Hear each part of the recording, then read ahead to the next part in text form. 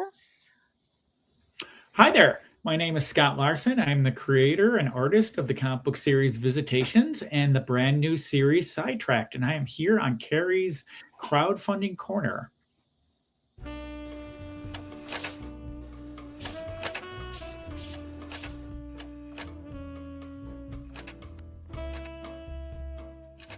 What's wrong with him? His girl just broke it off. It's her father. He doesn't want her dating a zombie. Why? What are they, demons? She is predeceased. An outsider? Man, you're asking for trouble. She broke my heart. You're a zombie. Technically, you don't even have a heart. After all of the great cinema that we brought to the world, and we still get no respect. I don't know why he doesn't like me. I'm responsible. A full-time job. You work at a haunted house in October. I'm trying to be healthy. She's a vegan, so... Wait, you're giving up meat? Oh, come on. What are you gonna do?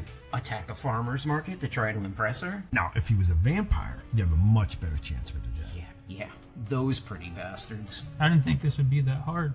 Hard. Man, I'm a zombie and I'm black. Oh, here we go. I blame the educational system. I blame the media. I blame George Romero. Oh. How could you be so disrespectful? Coffee? Zombies don't know much, but they do know good coffee, Deadly Grounds. It's coffee to die for, and zombie approved. Who's George Romero? Just have some coffee. Hey everybody, welcome to another episode of Kari's Crowdfunding Corner. I've got my new co-host here, bright and shiny, Aaron Cohen, coming to join us. And tonight we're interviewing Scott Larson. And hello, Dylan. It is so nice to see you here. Glad I got it up in time, so remind you. Ratatosker tonight, who I forgot to introduce you beforehand, Scott. This is Ratatosker. He hangs out. He's my emotional support squirrel puppet. And he is kind of a lush, but he heard that tonight was going to be extra spooky. So instead, he's bringing his adopted foster nephew, Icarus, the flying squirrel, to come and hang out and kind of snuggle a little bit for this one. So... That's probably a good idea. This will be terrifying for a lot of people. It will be. You've got some great horror stories, and that's what I am all about. And all of the cemetery things I find so fascinating in the way that you're taking on this approach to the world. So before we get into that real quick, this is how Radhouskers Unite. Aaron, how are you doing tonight? I'm doing great. Thanks for asking. I'm happy to be your plus one here. And get this going for Sidetracked, which looks like an amazing project. Yeah. And Scott, how are you doing? So I have a really funny story before we talk about anything, if you don't mind. So I just came back from Fan Expo Chicago. And whenever I do, I generally sell my comic book there. And my comic book is called Visitations, and it's a history, but it's a horror thing. And I can talk about that in a second. But in order to help promote the book, whenever I do a convention, I generally will do a haunted whatever city I'm in story. And I had somebody come up to my table on Saturday, and they got they had purchased some books from me, and then they found out that I was doing a Haunted Chicago panel. I was at Fan Expo Chicago.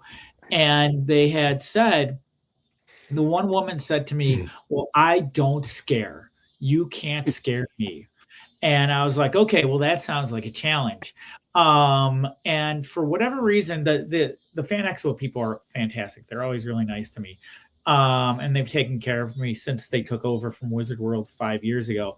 But for whatever reason, they gave us the smallest room, and it was not air conditioned, so it was probably about 150 degrees, and there was no AV person. And so I had images of some of these stories, and I was walking around with my computer to show people, like, personally.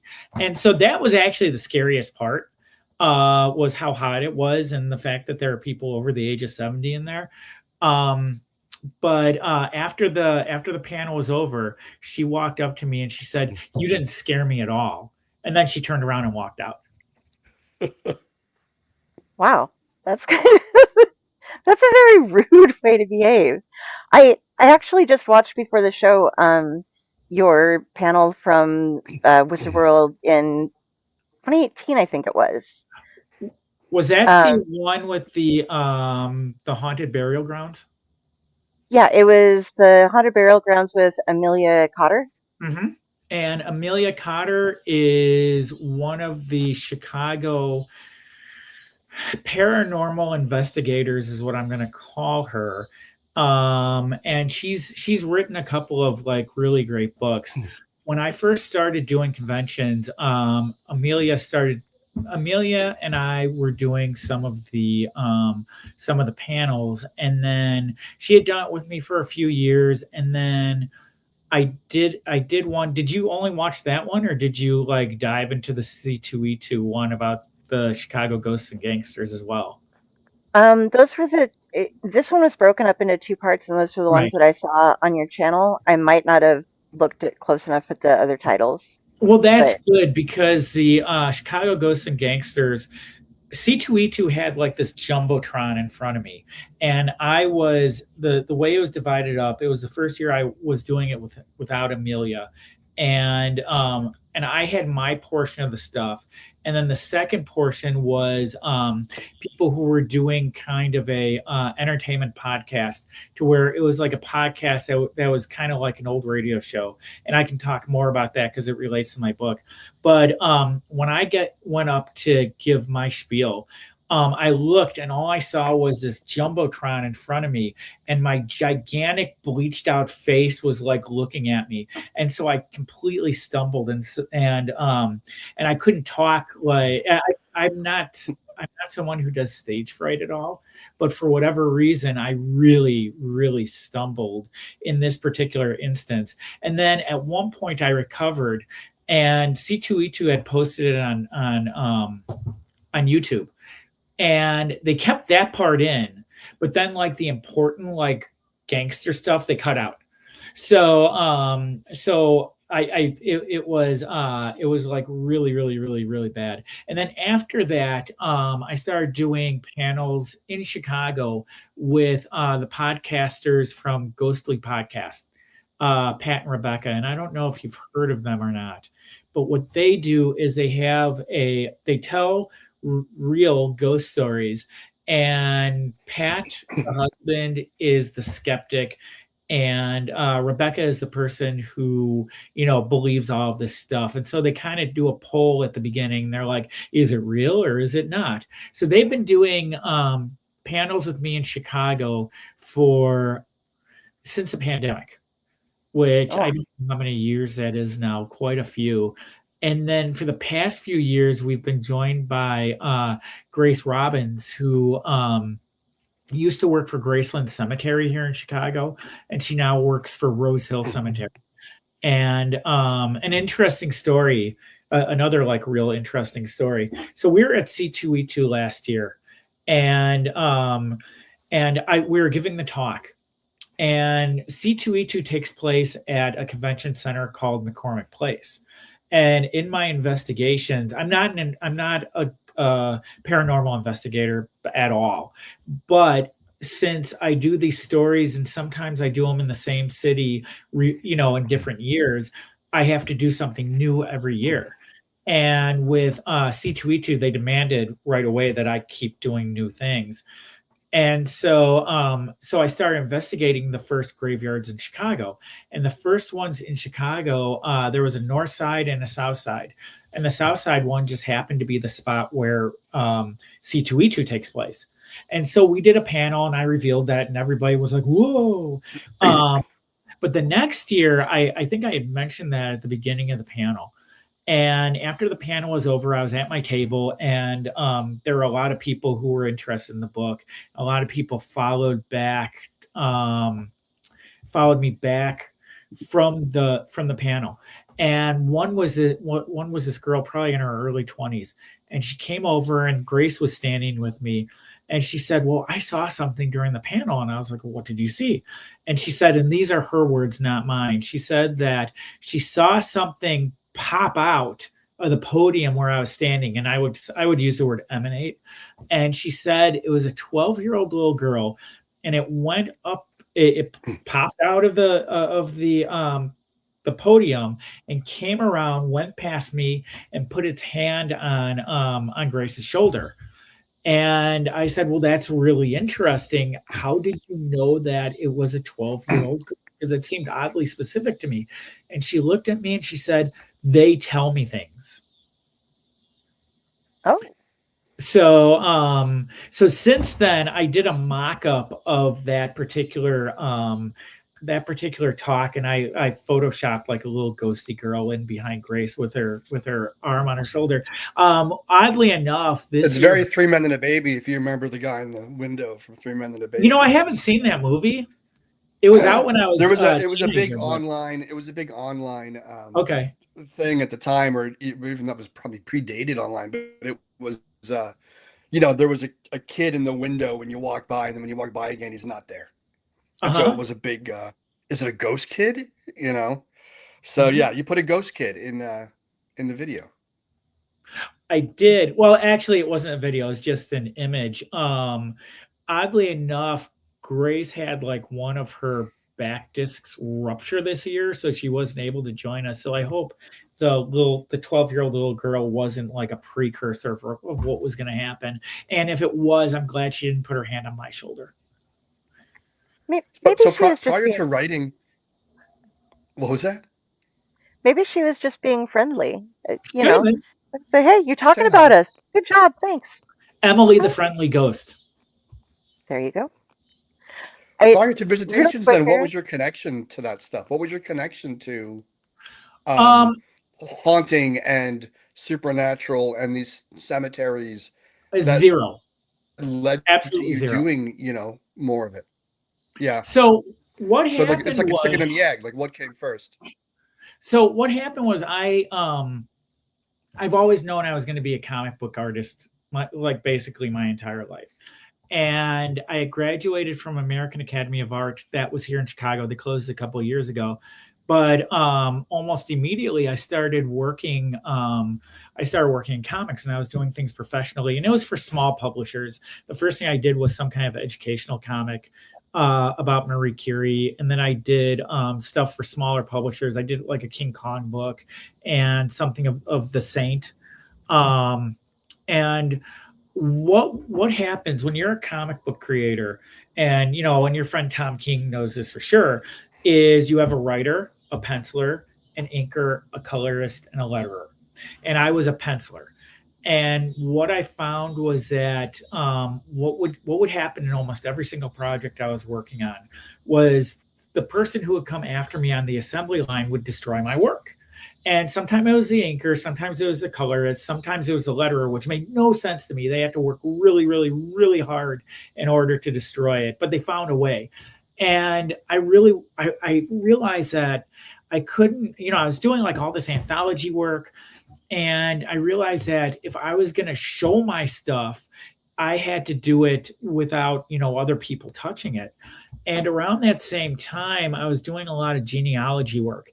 And I found out that my ancestors who had come over here from Sweden in 1869, and they came in through New York, and then they settled in Chicago. And they were in Chicago during the Great Chicago Fire, and my great-grandfather was born like a month later. They were buried in Graceland Cemetery. And Graceland Cemetery is where the founding fathers of Chicago are buried. So famous people for Chicago like Potter Palmer and his wife Bertha, who had basically like built the city, and Marshall Field, and there are a bunch of baseball players and other people there. They're all buried there. And so I had gone over to that cemetery to find their graves, and they didn't have a tombstone at all. My ancestors didn't have tombstones, which, that happens sometimes. And I started walking through the cemetery, and the first thing I saw was a statue that was called Eternal Silence. And Eternal Silence looks like the Spectre from DC Comics. I don't have an image in front of me, but it looks like the Spectre from DC Comics. It's this cloak figure, and the cape is up, And there's a legend behind it where if you look in its eyes, you see a vision of your own death. I don't know if that's true or not because I was too afraid to look, but that was there. And then I saw this little girl in this glass case, and it was all really, really, really, really strange stuff. And in the meantime, I really wanted to get my ancestors' tombstones. And so I talked to the cemetery, and they said, well, there's this place called Gast Monuments. And Gast Monuments, like, basically did all of these memorial statues and everything in Chicago. And they had some stuff in Washington, D.C. too. And they said you have to go over there and you have to talk to them and blah, and and then you can get it set up, and you have to prove that these are your ancestors and all this stuff. And so I went into Gast Monuments, and it no longer exists, but at the time, it was still kind of thriving. And I walked in, and the person behind the counter was a 17-year-old kid named Katie Gast. And she was like third or fourth generation. They had this business for years and years and years. And she started talking to me. And then she was talking and talking and talking and talking and talking and talking and talking and talking and talking. And she kept me there for like 2 hours. And so I decided that we ended up, she was really, really nice. And she took me around. She showed me how these tombstones were being built, basically, like all the carvings and how they were doing it. And I ended up becoming Facebook friends with her, and she started posting all this real morbid stuff on her Facebook page. One thing was like when you die, you could just be buried naked and you'll sprout into a tree. And then another thing was the 10 creepiest tombstones. And in those 10 creepiest tombstones, there are some of the things from Graceland. And there are some like other things too. There was like a figure busting out of a tomb, and that's a tombstone in France. And there was somebody laying there holding a face, and it was really strange. And I sent it over to my sister. My sister took one look at it, and she said, "You're weird. I don't know why you're sending me this." And but these images in this article were very they were really interesting. And I went to bed one night, and I had this dream, and the dream was basically about somebody running around and seeing these characters that were basically like the monuments in this article, including the Graceland stuff. And I woke up and I remembered it, and I was like, oh, that's a great idea for a comic book. And at the time, I'm not a comic book writer, or I am now, but I never saw myself as a comic book writer. And I had a friend named Len Straczewski who had been a comic book writer in the early 1990s. He had written the Justice Society of America for DC Comics. He was the co-creator of Prime and Prototype for Malibu. And I took this stuff to him, and he was looking at it, and I would take stuff to him every once in a while. And he was looking at it, and he's looking at the characters, and he's like, who's this character? And I'm like, I don't know. It came to me in a dream. So Len gave me the background on one character. And he's like, well, what about this one? And I was like, I don't know. It came to me in a dream. And so he's like, okay, well, this person was, this character was like a milk horse, and their owner was blind, and the owner died, and the horse continued to like deliver the milk for the family. And this one like came over here in the 1600s, and all of this stuff. This character was caught in the Great Chicago Fire, and I was like, oh, that's a great idea. Len forgot all of that stuff, but I didn't. So that basically became the characters. And so I started doing the comics. And one of the things that I found, and I learned this in high school, was that for whatever reason, skulls sell. People like skulls. People like scary things. And I figured that if I was going to do something and market it, it had to be something unique. And because skulls sell, that had to be part of it too. So the whole thing kind of fit together really well. There was I belonged to an art club here in Chicago called the Palette and Chisel Academy of Fine Arts. And we have live models all the time. And these live models, sometimes they go to different places. And there was this model named Paige Riley. And Paige Paige had sent me an invitation to this thing she was doing someplace else, and she was dressed as somebody steampunk. And honestly, I should have known this, but I didn't know what steampunk was at the time. And I went, and she was wearing this outfit, and it was really, really cool. And so I thought, well, if I ever do something, I'm going to make a character out of that. And so when it came time to do this book, it's like, okay, well, the steampunk is turn of the century. I'm going to make this book at the turn of the century. Oh, I don't know how that page got in there. That actually wasn't mine. Actually, back up, Kari, for a second. So the statue and the one that he's shooting at is Eternal Silence. The other thing is something that I've been swiping color off of for the past year or so, and it was done for I think it was done for an Image comic. I'm gonna have to take a look and see if that's in all of the copies of PDFs I've been sending out and take it out. I didn't realize that was in there. Yeah, I was curious. Okay. Yeah, that's not part of the story. Sorry about that.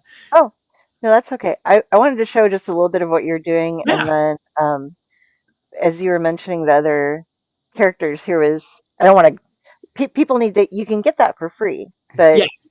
you read it on your own and you should subscribe so you can get it. But these are some of the other characters that you've been talking about. So Correct. So all of these characters are based on monuments in one way or another. So would you like me to go through them one at a time? oh, that'd be great. Okay, so the Flute Boy in Graceland Cemetery, there's this monument of a little boy playing a flute, and it's a more modern one. One of the things is, when it comes to monuments and actually statues and things, most of those go back to the turn of the century, and it's usually the very, very rich people who had it. This particular monument was from 2007. And the person who it was built for had been an anesthesiologist here at the Chicago Children's Hospital. And so his mom had it built for him, and his mom died a couple years later than he did. But that monument it's pretty neat. Actually, if you go to the next page, Okay. If you want to go to the text pages, and so that's Eternal Silence, the cloaked figure there. And the thing with that figure is everyone thinks that it's death. And there was a paranormal investigator here in Chicago, rather famous one, named Ursula Belsky. And she thought that character was what they used for the cover of the Ouija board, the actual official one for Parker Brothers. But that's actually not death. That's Father Time. And so back around the 16 and 1700s, they didn't have like angelic statues like we've got now. You can see the statue opposite of that, which is an angel that's praying. There weren't things like that. And so when they were doing death, it would basically be like it would be a skull with wings. And that would be death. And then Father Time made a lot of appearances. And there's a grave in Boston that has an etching of Father Time and death battling it out for the possession of the person who had died. So death is trying to like take the light off, like snuff off the candle, and Father Time there is like grabbing his hand and he's trying to stop it. I'm making it sound way more dramatic and better looking than it actually is. It's pretty lame, but it was really interesting too. I think it's fascinating. I love this stuff. So you got the audience here. I saw you and I was like, I must have you. And then John was like, you should go on Kari's show. I'm like, yes. Yes, you should. If you scoot past a few pages here, and that page, actually go back real quick. So that's Paige Riley. She was the person who kind of brought all this stuff to the turn of the century. And the photograph of her that's up there, that was from that day that she had posed for me. And then the drawings were the drawings I actually did of her. Oh, yeah. And so when I did this, I told her that I asked if I could make her a character, and she was like, yeah. And actually, let's see, is it hold on one second. Okay. So when initially I was going to come out with all kinds of products for Visitations. And one of the products was this.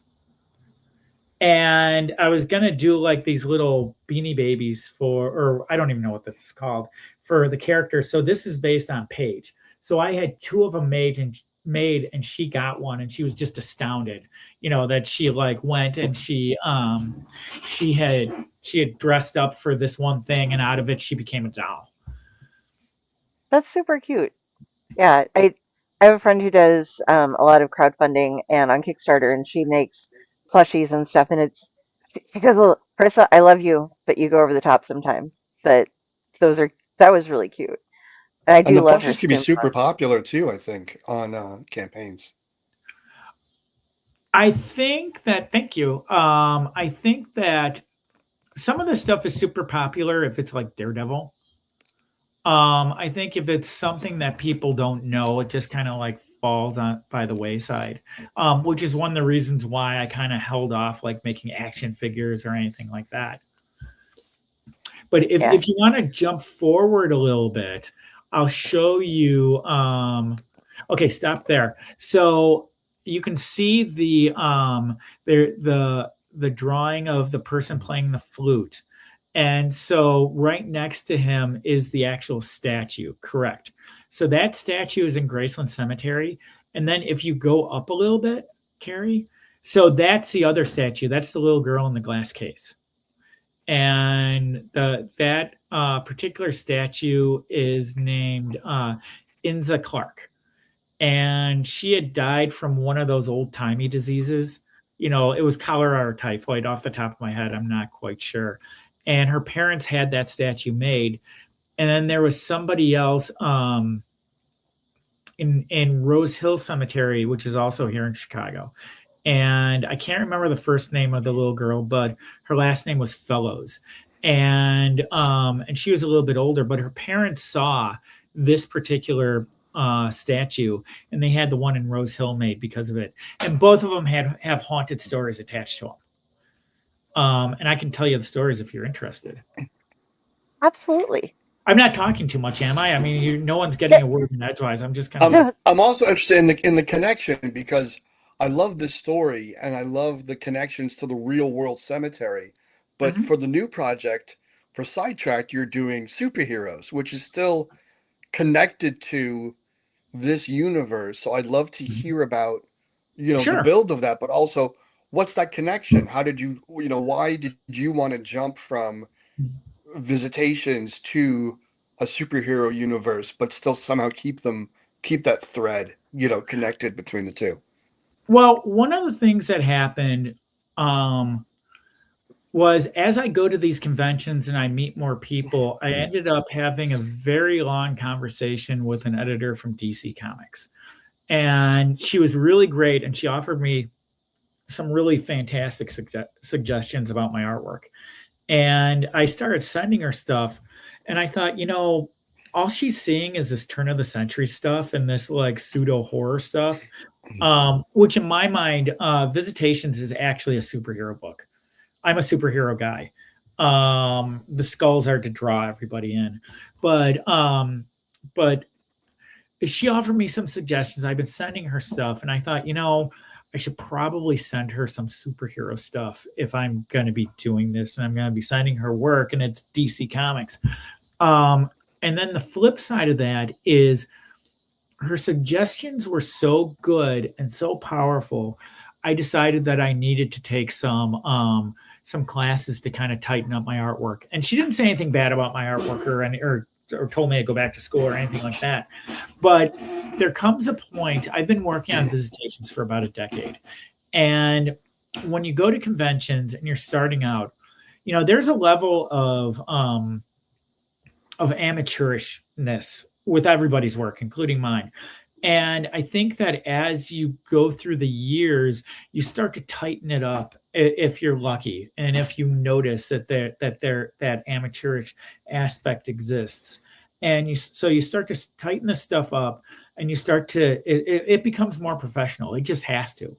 unless you're just standing still or unless you've got other people and you're always like trying to get the cheap artist or whatever. And so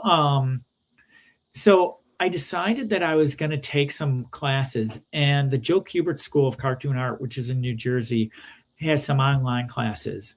And so I took I did the same thing. I did the same thing with writing.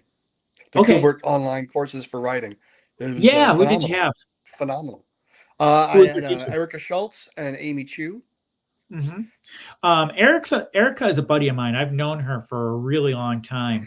And then I had Amy for the writing class that I took.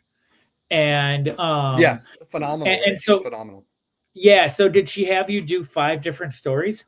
Or did she say, come up with 5 different ideas and we're gonna we had the 5 different ideas, then you pick the one and then you hone it down. Right. Her whole, and I agree with you, learning is a lifelong thing. I've been a writer for a long time, but going back and saying, you know what, I want to go in and study this and learn this and get this apart. And you're doing the same thing with art, is interesting because you can never know everything. You always have to keep learning and keep it fresh.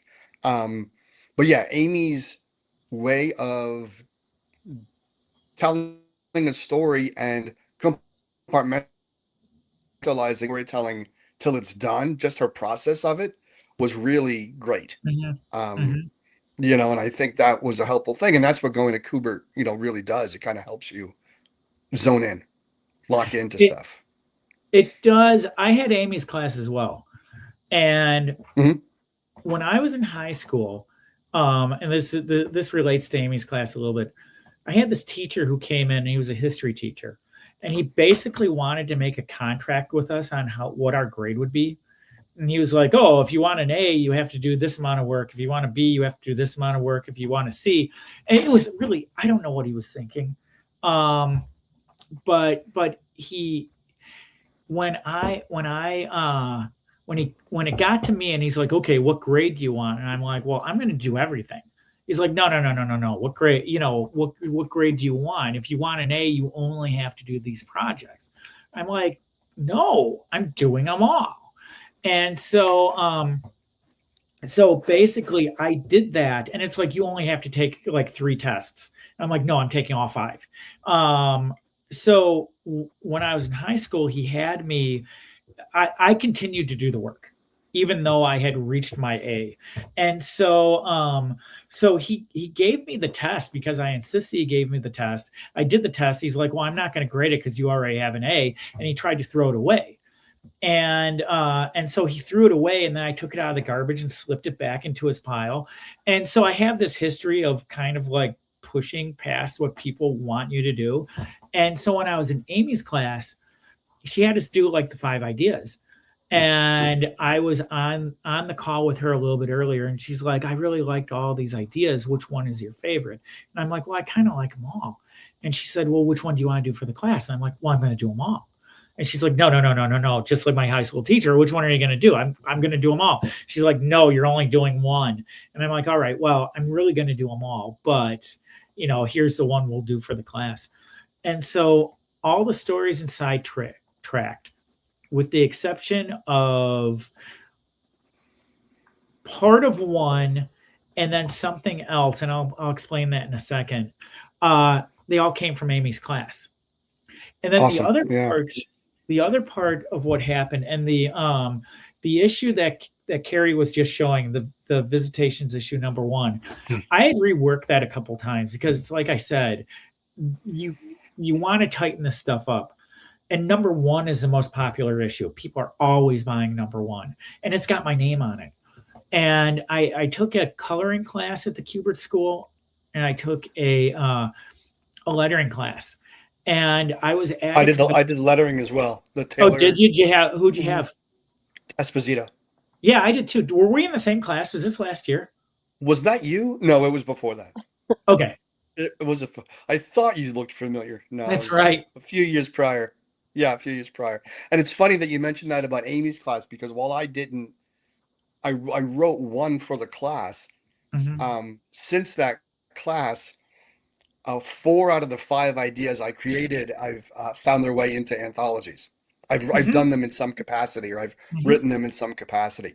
It's invaluable to have a catalog of ideas, or a book, or something where you have those, created. So I think it's an invaluable asset. Well, I know that Erica too. I knew her when she was kind of in between. I had mentioned that I'd worked for smaller publishers. One of them was Bluewater, which I think it's like Tidal Wave now. I don't know what it is anymore. Excuse me. But They're both water Erica related. How's that? They're both water related. Right. Tidal right. Wave or Bluewater. So Erica was doing work for them when I was doing work for them. And I was talking to her, and she said to me that she had like notebooks and notebooks and notebooks full of stories to do. Mm-hmm. There was like no shortage of things. And that was, that's going back a good 15 years. And so I think that when you have ideas for stuff, if you can, write it down. If not, just like act on it right away. And that's always the best. With the lettering class, I found that because I was just kind of like punting it when it came to lettering, I was just doing it in Photoshop, and it was always the last thing, and it was always a rush job. When I took Taylor's class, the first class was really, really tough. And it's because I wasn't, I knew Photoshop pretty well. I did not know Illustrator. And he was running through the class, and I was like, wait, what did he say? And it was really tough. And thank God he assigned that book to us, the lettering book. And so I was able to go back and learn how to make the balloons and things like that. But I was in the middle of the class, and I was at a convention, and there was somebody who offered me their comic book, their self-published book. And I looked at the book, and because I was in the middle of Taylor's class, I was like, oh my God, this lettering is terrible. It's so bad, I can't even read it. And then I went back, and I know that my lettering had gotten better as time had gone on. I started centering stuff. And so a lot of the stuff he mentioned, I was kind of already doing. But I went back and I took a look at Visitations #1, and I was like, my God, this is so much worse than what he was doing, that I need to redo this. My name's on it. And so I decided that I would recolor it too. I had a coloring class at the Kubert School as well. And so I ended up redoing that entire book. And so with Sidetracked, all of the skills that I was acquiring at the Kubert School are going into this book.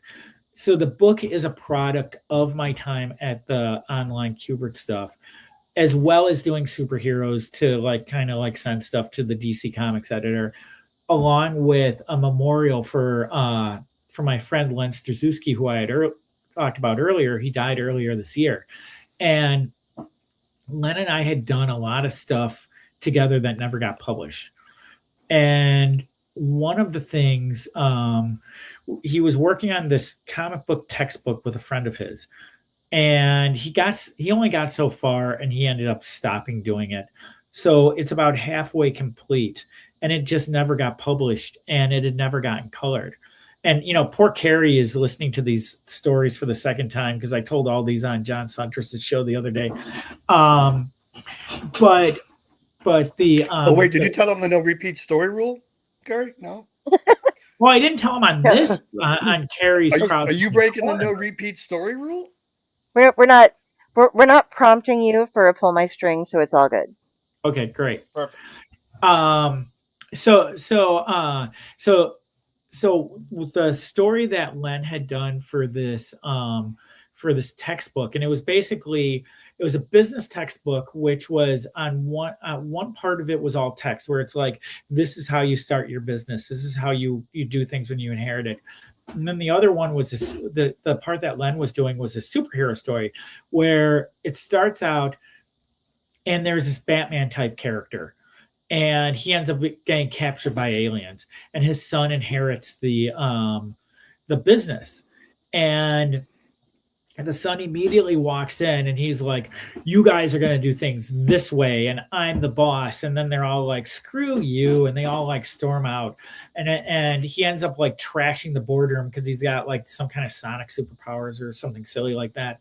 And then it goes into a textbook and it's like, this is what you don't do. You don't just like walk in and start doing this. And this is how you start to build up your team. And so it kind of went into that. So the book was intended to be black and white. But since I had taken that coloring class at Kubert, and the teacher I had was a really great teacher, and his first name was Andre, and his last name was something very long and something very Polish, and I cannot say it without massacring it. So I'm not. It started with an S and it ended in an I, and that's all I can tell you about it. But he was really, really, really, really great. And so I took the stuff that I learned in his class and some of the stuff that the DC editor had suggested to me, and I decided to use that to color the story I had done for Len like 15 years ago. And so that's in Sidetracked as well. That's like the first 2 chapters of that. And I think we did like 11 chapters and there was like more to come. And then Len had worked for Columbia College of Chicago and he was a journalism professor. And he had taken a sabbatical in 2006, and he was working on these comic book stories. I ended up getting a couple of them to draw myself. And then he was going to publish the book, and he just never did. And they were kind of supernaturalish stories. One was about this gypsy guy who was kind of like going through a midlife crisis, and his wife had divorced him, and she knew magic, and he knew magic. And then the other one were these 2 little kids. And one had grown up to be a fortune teller, and the other one had grown up and he was like starting noticing patterns everywhere. And he had noticed that that there's this evil corporation taking over the world, and the evil corporation was basically Starbucks, and it was like the coffee and the logo, and it was going around all over the place. And so he did these first 2 stories, and they never got published. And so was Sidetracked. Initially, before Len had passed away, it was just going to be an anthology of superhero stories. But when he passed away, it was like, well, you know what? I can honor him and kind of make them part of that universe and take his stuff that I did with him and pull that in and make that all part of Visitations. So I did this story, and this story actually part of it came to me in a dream as well. And I told him about it, and he asked me if I was on drugs, which I knew it was a really good story, because every time like he didn't understand what I was doing, it's like, yeah, this is where I'm going with this. But it was basically the story of this woman who originally was like visited by the devil, and she started doing like all this magic stuff. And I'm not going to go into what happens because it's in the book, but there's a shock ending to it. And so I was like, you know what? Maybe she is the person that relates to Len's stories, and I could take her and put her like in Visitations and have her. I've got 9 issues of Visitations. Issue number 9 ends on a cliffhanger. There's 10 issues in the first arc, and the first story arc is all turn of the century stuff. And then after that, I go into the 1920s. And I thought I could have her in there. And so that's basically the last story in there. So there's the stuff I did for Amy and all the Kubert stuff. And then there's the stuff I was doing with Len. And because I was able to take this particular character that he had alluded to, that I turned into my character, she's in all the other stories. I don't know if this is really convoluted or not. So all the stories tie in together. They're these superhero stories. There's this mysterious stranger who ends up in them, and she's tied into Visitations. And so the stories are what they are. They lead into Visitations number 10, which ends up which ends the turn of the century stuff. And then it leads into Sidetracked 2, which is going to be the stuff I did with Len. So he will have written almost all of Sidetracked 2, and I did the artwork, and it's the stories that hadn't been published. And so all I'm going to do is I'm going to fix the artwork because it's 15 years later and I can draw a lot better, I hope. And that's the character right there. So, Okay, and that's one of the stories. And then I sent you some of the other pages, right, Kari? Yep, I can. Let me pull this one down, and I'll pull them up so we can go. Yeah, and I'll tell you a quick synopsis of the stories. Yeah, I just have to go through. And that's not really on the page, right? The synopsis, it's more of an overview on the page from what I saw. You don't go into each individual story. No, I don't. And how many stories are there in Sidetracked? Outside of Len's two chapters. Issue number one, there's 6 stories. And so this is the first one. And I had based them on basically DC Comics characters. And DC Comics has the best templates for characters. You've got, Superman, Batman, Wonder Woman, The Flash, Green Lantern. And so I kind of take templates of them and I add it in there. And so this particular character is somebody who's older and broken, and he's remembering his superhero glory days. And he was kind of a speedster character like the Flash. And he had the thing you see above him, the stopwatch. He had a magical object that made him fast. And so the person's name, we have a comic book shop here in Chicago called Graham Crackers, and the downtown is a chain. And I generally go into the downtown store, and the downtown store actually has affected the book as well. But there's a guy who's in the downtown store, and he's like this crusty old guy, and he's got this voice that's really gravelly, and his name is Earl. His name is Earl Geiger or something like that. And I decided to name this character after him. And so the mystical object is going to be called the Geiger counter, kind of like a Geiger counter. And after I came up with that idea, Jeff Johns has that Geiger series going on. So it's like, this is, it's kind of the same name, but one of the G's is gone. So it works out pretty well. And Earl's funny because not my character Earl, but the real Earl, he hasn't read anything since like 1965 or something like that. So he hates the Marvel movies. He hates modern comics. He doesn't believe in Spider-Man's past Steve Ditko's run, but yet he's like there working in this modern comic shop. It's all silliness. Okay, and then next up. So this is the second page of that particular story. So he's in a retirement home. He's thinking of his glory days, and he was a character like the Flash, and he was a character like the Golden Age Flash. So I kind of base that off of the Jay Garrick design, where you can kind of tell that, although he's different enough to where I'm not going to get sued, I hope. He's got the big clock, his Geiger counter. Yes. And he's got kind of a Roman helmet as opposed to like the FTD floral guy. And I think that works pretty well. So next up. So this one, so that's my Wonder Woman type character. And the story is she's fighting this gargoyle character. And the gargoyles are villains in Visitations.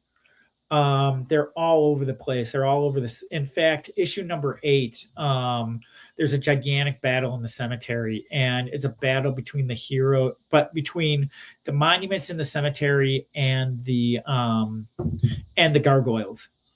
And so it's the characters versus the gargoyles with some of the monuments coming to life. And so the gargoyle has made a lot of appearances. And this particular story takes place in Boston. The other story takes place in Baltimore. I forgot to mention that. And the store that the place where they are is actually based on the Graham Crackers downtown here in Chicago. But basically, the character is kind of like a Wonder Woman character. She busts in. She's fighting this gargoyle thing. And the person behind the counter is somebody who she knew like 10 years earlier. And he was a little kid 10 years earlier. And she ended up like saving him from the gargoyles. And then it goes into this whole thing where you see a little bit of her backstory and his backstory. And he was kind of like a sidekick to her.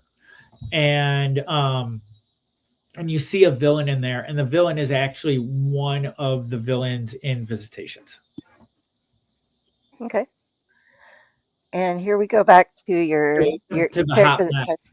So Yeah. so that character, so that story takes place in Seattle. And the reason why I'm choosing these specific cities is because these are cities that I visited during different comic conventions. And I've mentioned I'm from Chicago. Visitations takes place in Chicago.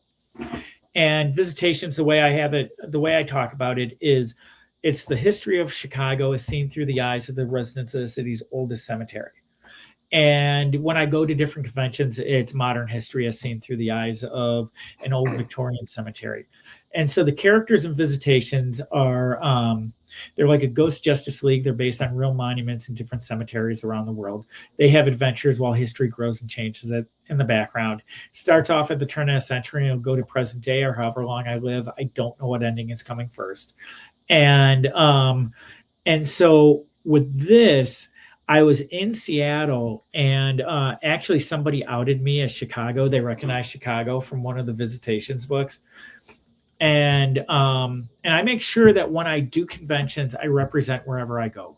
And so when I'm in Chicago, I have a lot of Chicago artwork, and I sell them as prints and things like that. If I go to Seattle, which I've done, I have a history of the Seattle skyline as well as an Art Deco print of Seattle. And I want to make sure that everybody is represented when I go to these places, because everybody's hometown is important to them. There are so many different comic book artists who will go to different, and I'm not criticizing anybody, but this is more of an observation. They'll go from convention to convention. They'll go to Chicago, and they'll go to New York, and they'll go to Boston. They'll go everywhere. And they basically just haul their stuff around, and they don't make it special for the people going to conventions. And it's fine, and it's all understandable, and it's not criticism of them. But the thing that I realized right away when I started doing comic book conventions is the people who attend the conventions are going to have a good time. They're going to have fun. That's why they're there. They don't care about me and my little book. They don't care about anybody else. They don't care about the lives of the stars. They care about having fun. And I knew that because I remember my first comic book convention when I was 17. But the one of the first conventions I did C2E2 in 2016. Excuse me, and I did Wizard World Chicago, and this was before I had done the talk with Amelia Cotter. And there were a lot of Wizard World at the time was a 4-day convention. They were trying to squeeze every last drop out of that lemon. And there were people walking around. It was like Thursday, Friday, Saturday, and Sunday. And Thursday and Friday didn't go so well for me. And I had my one little $5 comic book, and I had, a bunch of Chicago artwork, and that was it. I didn't care because I was starting out. But what I found as I was talking to people was that Wizard at the time was charging exorbitant prices for everybody. And so if you wanted to go to the show and you were a family of 5, you had to pay $40 for the dad, $40 for the mom, $40 for every single child you had, and the dog too. And so so I was like, yeah, now it's even more. Now it's even more. It depends on where you go. I don't want to get into specific conventions because I know which ones are really expensive, and I know I don't want to call anybody out, but I will say that the Fan Expo stuff is cheaper than the Wizard World stuff was, and for the other conventions. And they're really trying to build something, and that's why. And those Fan Expo people, and I think it's because they're from Canada, they're really, really nice. They're like ridiculously nice. And I really, really like dealing with them. I know that when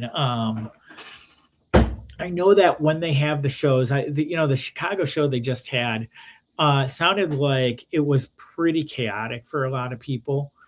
But they are trying to do things for everybody, and they're doing the best. They're juggling, they're juggling quite a bit. But when I did that Wizard show, I thought, you know what? I'm not going to worry about my sales. I want to sell stuff, but it's not about me. It's about that person walking by. And so I had already had this thing where, Kari, you had mentioned that Visitations #1 is free digitally, and it is. And it's because I want to make sure that anyone who stopped by my table at a comic convention would get something. They would get something no matter what. And that way they'd come back with an experience. And that was the thing that was the most important to me. So with my little hot mess page here, the story is that there's a character who's standing basically on the edge of a building, and she's going to jump off. And the place is called the Hotel Messiah. And it's based on the hotel. Oh my God, I'm drawing a complete blank. I stayed there when I was in Seattle, but it had these they had the M in there, and it was, it was basically those neon letters. And so I thought that would be really neat. And then Kari, did I send you the next page on that one? I believe so. I have 8 pages. Yeah, that one. So there she is. She's getting ready to walk off the edge of the building, and this Superman type character flies down. And one of the things I'm doing with this one is I'm trying to use the letters to kind of send like a subliminal message, which is why it's like Messiah. And I don't want to say more than that. So his job is basically to talk her off of the ledge. And I don't want to say anything more past that with that particular story. All right. Move on to the next one. And this is Len's.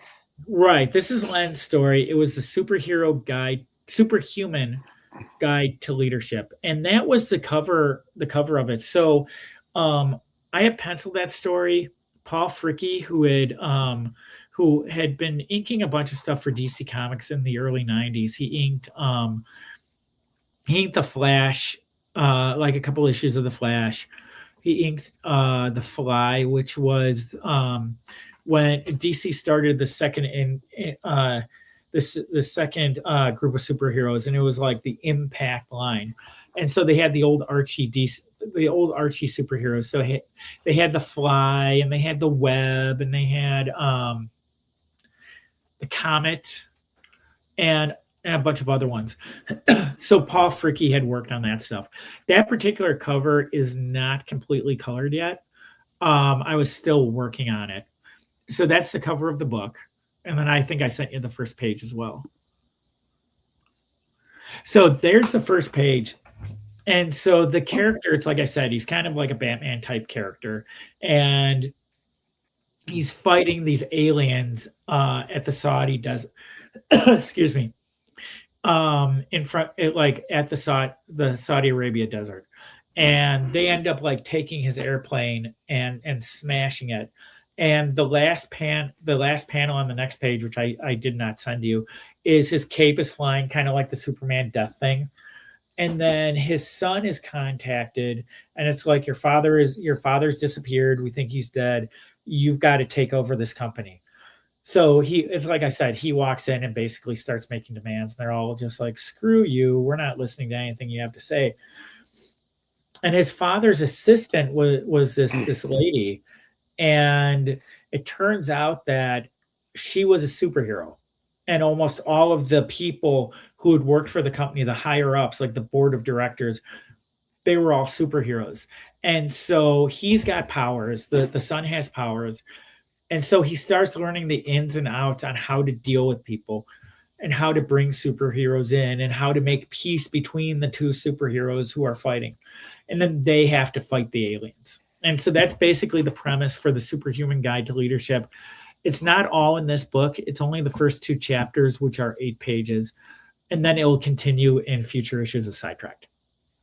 And I just gotta say, I love this craft right here. That is just beautiful. The alien or the spaceship or his ship? Well, I like them both, but I really like the alien craft here. The shape, it kind of reminds me of a mantis or a praying mantis face coming at me, you know? I just love it. So it's a simple shape, which is nice. Yeah, so let me see. Do I have that up there too? I do. Hold on one second. I'll show you where the idea for that came from. Oh, okay. I have everything up on my shelves. I'm hoping you're grabbing a plushie. I have not. Let's make sure we don't break this guy. Oh, so this is actually this is one of spaceship plushie. Definitely not. This is based on one of the characters that Len had created when he was working on the Justice Society of America. It's one of those DC bombshell things, but it's Jesse Quick. So Len had created the character of Jesse Quick for DC Comics. And then right behind, yeah, you have a Jay Garrick up there too. It looks like I do. I'm not going to pull him down. So one of my favorite movies and one of my favorite TV shows is War of the Worlds, and so this was a spaceship. Have you guys seen War of the Worlds, the 1953 version? I have not. Oh, you should. Yeah, I've seen a few versions. Okay, yeah. I think we've all seen a few versions. Yeah. So in 1988, when the radio show, the Orson Welles thing, had its 50th anniversary, Paramount was experimenting with a lot of syndicated TV shows, and one of them was War of the Worlds. And so what they did was they moved they basically took the aliens from the movie, which came there in this thing, and they brought them into present day, which was 1988, which is it's weird to think about because we're further past that than 1988 was to 1953 at this point. But the TV show ran for 2 years. And the first year was pretty straightforward sci-fi stuff. You know, you had a superhero, it wasn't superhero, you had a team of like scientists and army people, and they went after the aliens who had been sealed up in these steel drums. And they were fighting basically this guerrilla war. And then the second season, they had they changed showrunners. So originally, some people who had worked on Star Trek: The Next Generation had done the first season, and they didn't do the show wasn't doing well. And so Paramount fired them, and they brought in the people who were doing Friday the 13th, the series. Did you guys ever see that? Oh, okay. I love that. So they did War of the Worlds, and the new showrunner wanted to make it scary, and he had all these crazy ideas. So he started killing off characters, and he made it like kind of a pseudo future where it was like, you know, the environment was in really bad shape, and there were only rich people and poor people. Actually, every year that goes by, it gets scarier and scarier because we keep moving for closer and closer to this like imagined future from the second season of the show. And they had the heroes go underground, and the aliens were changed a little bit, and they were almost all human, and they were very scary. And the show was my favorite. I liked the first year, and I really liked the second year. The fans hated the second year because they basically took everything and changed it. And so the show ended up getting canceled. But anytime I can bring some kind of War of the Worlds reference into anything I'm doing, I will. So that spaceship, long story short, that spaceship is kind of based on War of the Worlds stuff. And the second season, the technology was all very organic, you know, and it was, you know, less metal, more like oozy, gooey stuff, you know, which became popular in the mid-90s. And so with that particular ship, I based it a little bit off of what they had, but I also tried to make it look a little bit gooier and a little bit like out of this world. So that's where that came from. And there's a number of different things which have found their way into Visitations too. They had killed off War of the Worlds, killed off they killed off the most popular character, which was one of the reasons why everybody was ticked off of the show. And when I started doing Visitations, after I did the first issue, I realized that one of the main characters had to die. And it was basically my favorite character. And when I came up with this decision, I told Len about it, and he was like, "You can't do that." And it's like, yeah, but it'll be more dramatic if I do, because, I'll throw in like little things that it'll happen.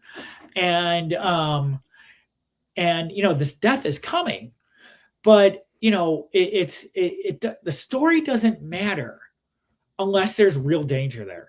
And if you take out, the main character or one of the favorite characters or whatever, then it tells the reader or tells the audience, hey, this is serious. There are things happening.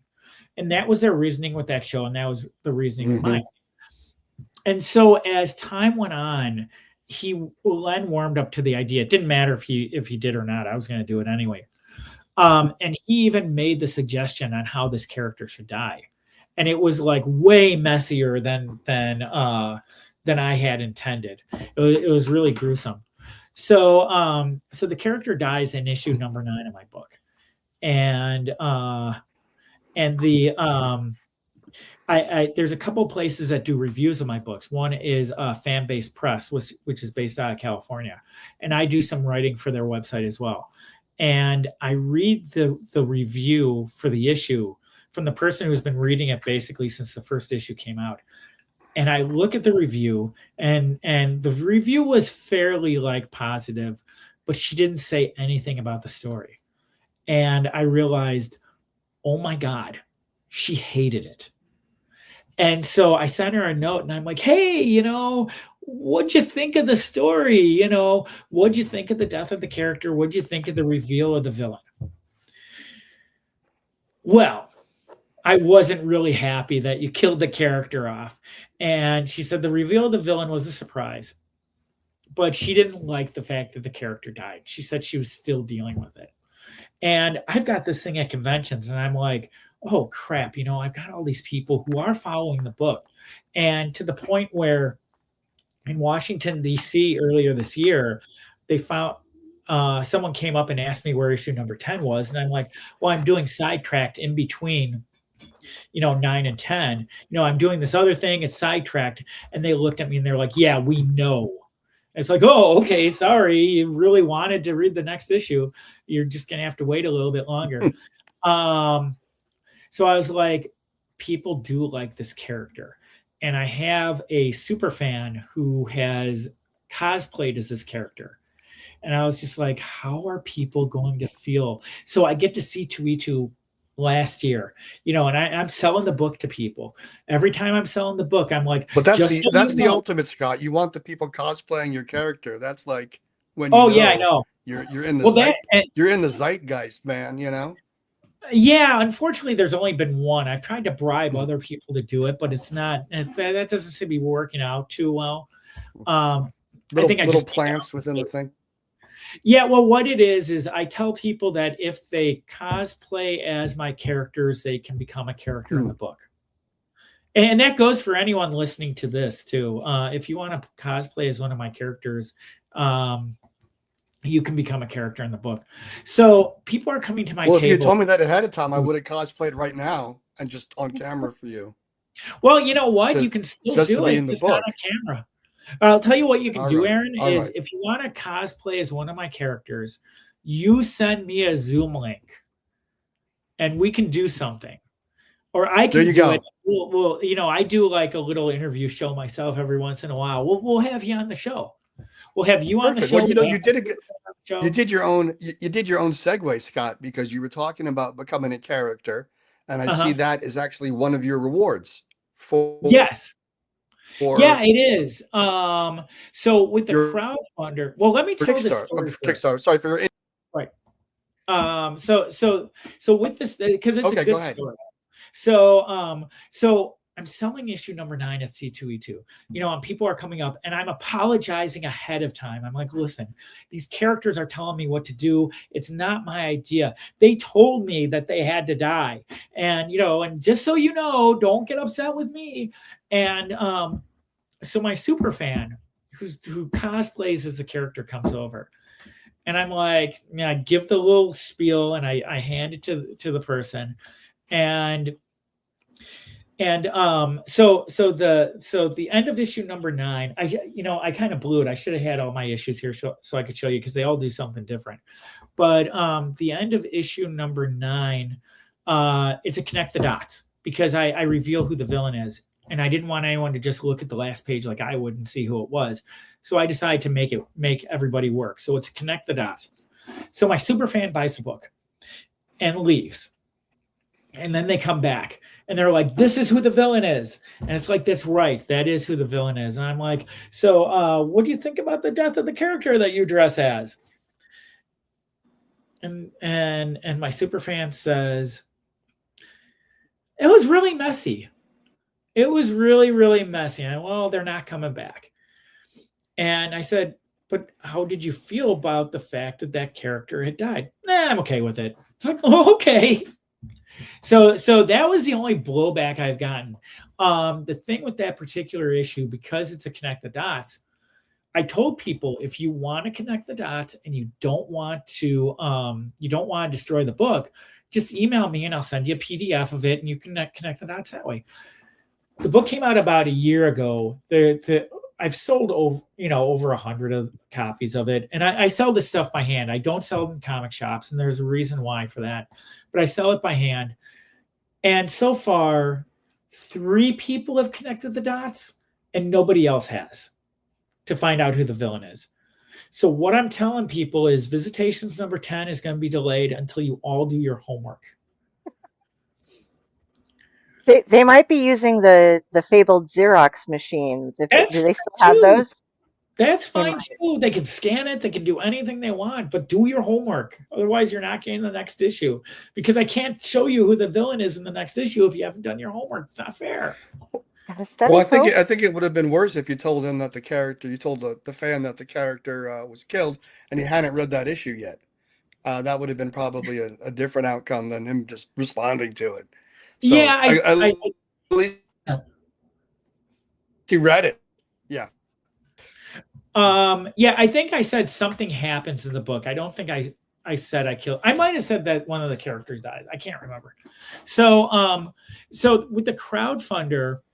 Oh, I'm going to show the one more character, and then we can hop over to Go. Yeah, go right ahead. Because I love this one. She's so adorable. So this is my Green Lantern type character. And so this is a story about a little girl who is who has a tea party for her animals, and she looks up in the sky and she sees this thing going by, and it is it's an alien spaceship that crashes. And so she goes over to it, and it's the Green Lantern story. It's like, I have to give you this, you're going to take over for me. These are powers. And so she flies off, and she ends up fighting these like super duper aggressive animals. And so I had mentioned the stories that I'm going to publish that Len had done. One of the things, and I'm as I'm going through this stuff, a lot of these concepts I kind of borrowed from those stories. So one of the stories in his book, this thing called True Colors, are these 2 little kids, and they're these they find themselves like on this beach, and it's like super scary. There's like lightning and everything, and there are these dead animals all over the place. And then all of a sudden these animals like become reanimated, and they go to attack the children. But one of them has these sonic powers, because you got to have sonic powers. And these zombies from the lake like come up, and they're fighting these animals. I kind of borrowed the fighting the animals from his story. So there's going to be a little bit of a repeat when Sidetracked 2 comes out, because there's going to be a couple of concepts that are kind of similar. But when I was doing this stuff, I didn't realize that his stuff was going to be in the book, and that I'd be doing some repeated stuff. But so she fights these animals, and there is a twist ending at the end that hopefully no one will see coming. Awesome. All right, I'm going to pull this down and let's go over and check out the Indiegogo. Sure. So I had bypassed Kickstarter, and I did Indiegogo. And the reason why was there were these female filmmakers in LA who had been wow, somebody put a lot of money in since the last time I looked at that. It's getting really, really close to the end, actually. So it's $5,000. It looks like now we're at 4,450. Yeah, you're just a little over 500 away. You're less than 550 away from your goal. That's awesome. That's fantastic. And it's also got 48 hours left, so it is like going up to the wire here. But so I did Indiegogo because these female film makers in California were doing it about a decade ago, and the way Indiegogo used to work was that Indiegogo, it was if you don't reach the final amount, your goal, you still get whatever people put into it. And I thought, well, why wouldn't anyone do that? Why would you go through the trouble and the headache of all this Kickstarter stuff and the nail biting and all of this? And so when I did Visitations issue number 2, I did it as a crowdfunder. And so I thought I would just keep doing that. What I didn't realize was that Indiegogo at the end of last year took that particular thing away. And so now it's like you either meet your goal or you fail. And so I'd already built the thing. And so I kept going with it. Now, Kari, you do, this is for this particular podcast is for crowdfunding. And I assume that you're interviewing other people, not just me, for their campaigns. What are people's reactions to their campaigns in general? How do they feel about doing campaigns? Things of that nature.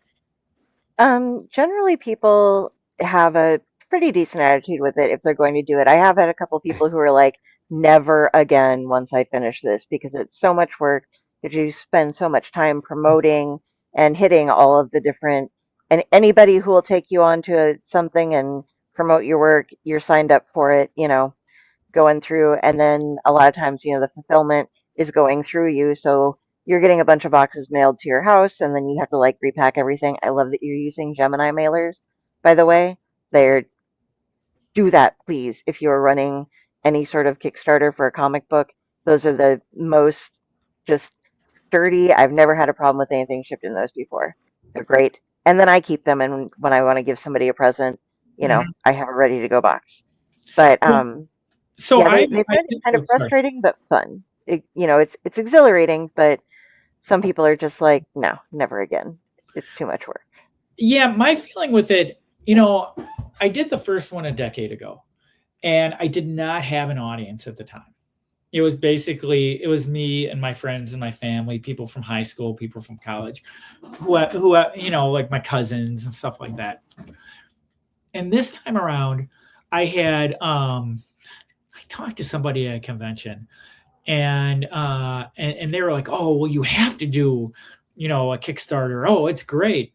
And this was maybe a year or two ago, and I have a lot of people who buy the book, and I have a lot. I have an audience. I have a core audience. One of my cats just sneezed. So I figured, well, this is going to be, it'll be easy. And one of the reasons why I was doing this was I was doing sorry, my cats are fighting now. Hold on. Hey, guys. Hey, excuse me 1 second. Get out of here. All right. Sorry about that. I was upset the other cat didn't say bless you when the cat sneezed. And then it became that's it exactly. Oh, I don't want that's a whole different thing. You don't want to hear about that. So this time around, I figured I had this really big audience, and I was doing San Diego for the first time. I was really, really intimidated by San Diego, and I thought, and I was concerned about paying for it, because it's a huge expense, and it was like 5 days long, and this gigantic extravaganza. And most of it was paid beforehand, but there was that part of me where it was like, how am I going to do this? And I thought, I know, I'll do a crowdfunder. That's a good idea. And so I thought that I would have it all wrapped up before I went to San Diego.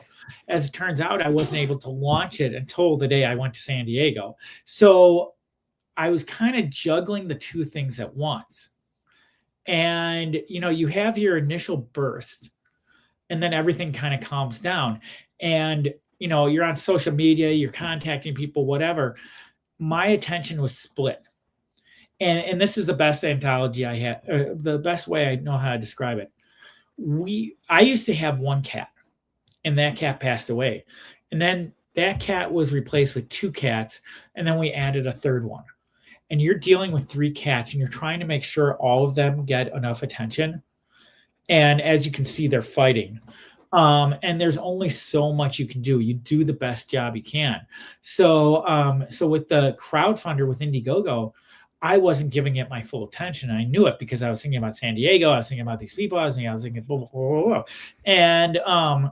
And so I get to, I get back from San Diego, and it's like, oh my God, I'm going to have to start working this now. And so I did. Then I started emailing people, and I started texting people. And so I thought that things were going to be a lot easier than they ended up being. I think that I'm of two minds of it. Number one, I agree with the people who said never again, because it is a lot of work, and it's a lot of mental work. If you're not actually like sending out the emails and doing all of that stuff, you're thinking about it and you're worrying about it.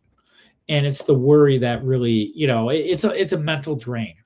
And especially what has happened to me in the process of doing this, I had two different comic conventions going on too.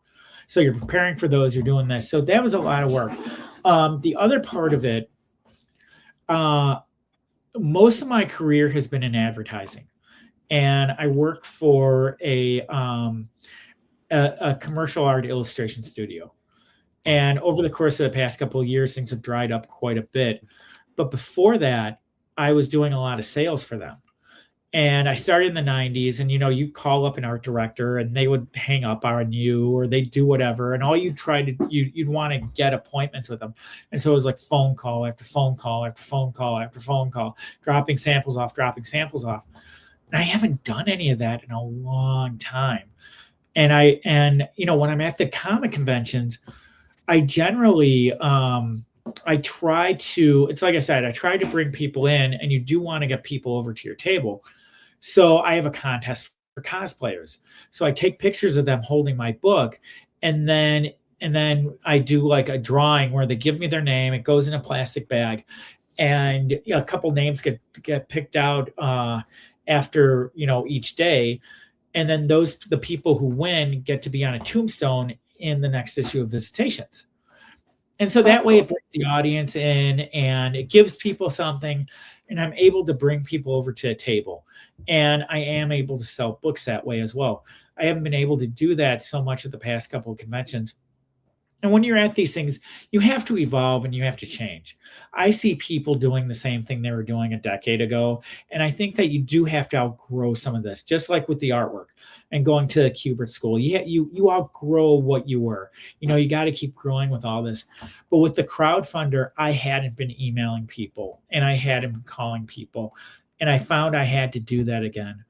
So I think that as far as on the job training for sales, I think it's really important. And especially if you're an independent creator, you've got to learn how to sell yourself.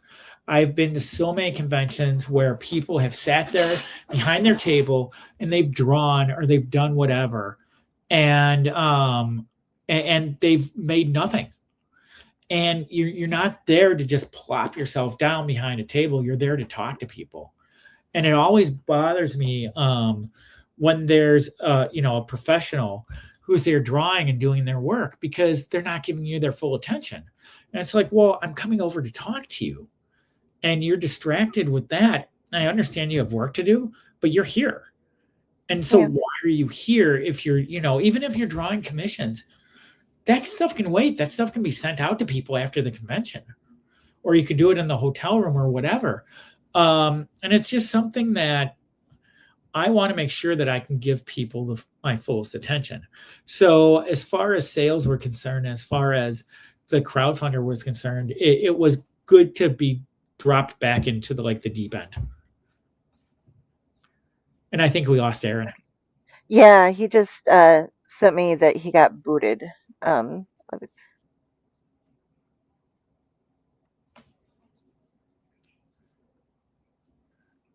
right, we'll try to get Aaron back in here, but Okay. You can keep on going, sir. So with Visitations, one of the things that, if you don't mind me mentioning it, Go for it. all of the books do something different, and I do it to try to make sure that that people have an interactive experience. So the first issue is an introduction to the characters, and that's the one that you showed. The second issue, and I don't have it here. I don't know why I don't have it. I wasn't thinking, but I'll show you basically with something else. So this. Oh, geez. Hold on a second. So the second issue, I've got it. This is actually a Superman book, so it doesn't count, but it's all double page spreads. And whoever is reading it is required to move it around and around and around. And it's this balloon race that takes place at the turn of the century. The third issue is, hi, Aaron, welcome back. Thanks so much. The third issue is a Connect the Dots. And actually, Kari, if you'd be willing to pull up the Visitations PDF again. Yeah, 1 second. And that might be a better way to show it instead of me promoting DC's Superman. Yeah, I which have is really my promotion.